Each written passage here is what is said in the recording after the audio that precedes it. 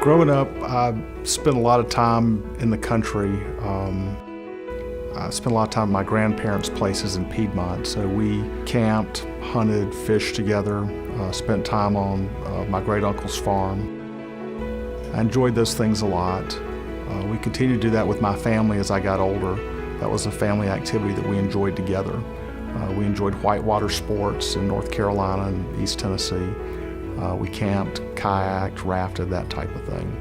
I remember cutting my finger bad with an axe one time. We were camping out, and so Dad got out his stuff and he sewed it up, and we kept going. You know, we went kayaking the next day, and we didn't let that get in the way of having a good time.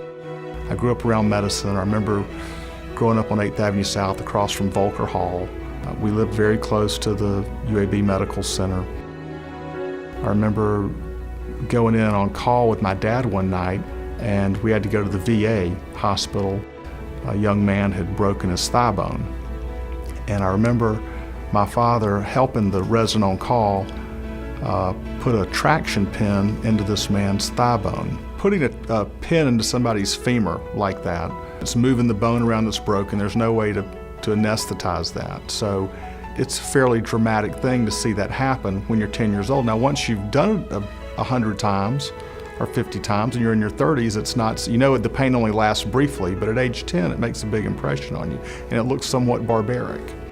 But you know, when that was all over and the guy was up in traction and he was comfortable, you realize what the end goal was. The goal was to make this guy comfortable, get his femur fracture lined up, get him where he can sleep for the night, and where it could be fixed the next day. Well, I think that particular event was sort of a reference point that I will always remember. No matter how old I am, I'll be able to remember that night and, you know, what went on and what I saw. So that, I'll always remember that that was sort of my introduction to orthopedics at the hospital.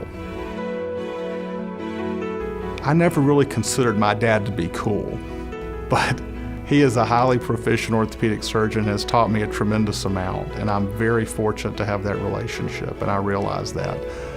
And I guess that did, if I had to think of one thing that my dad did when I was young that I thought was cool, yeah, that was pretty cool. Not everybody's dad can do that. Those are my earliest remembrances about wanting to become a physician, and more specifically an orthopedic surgeon.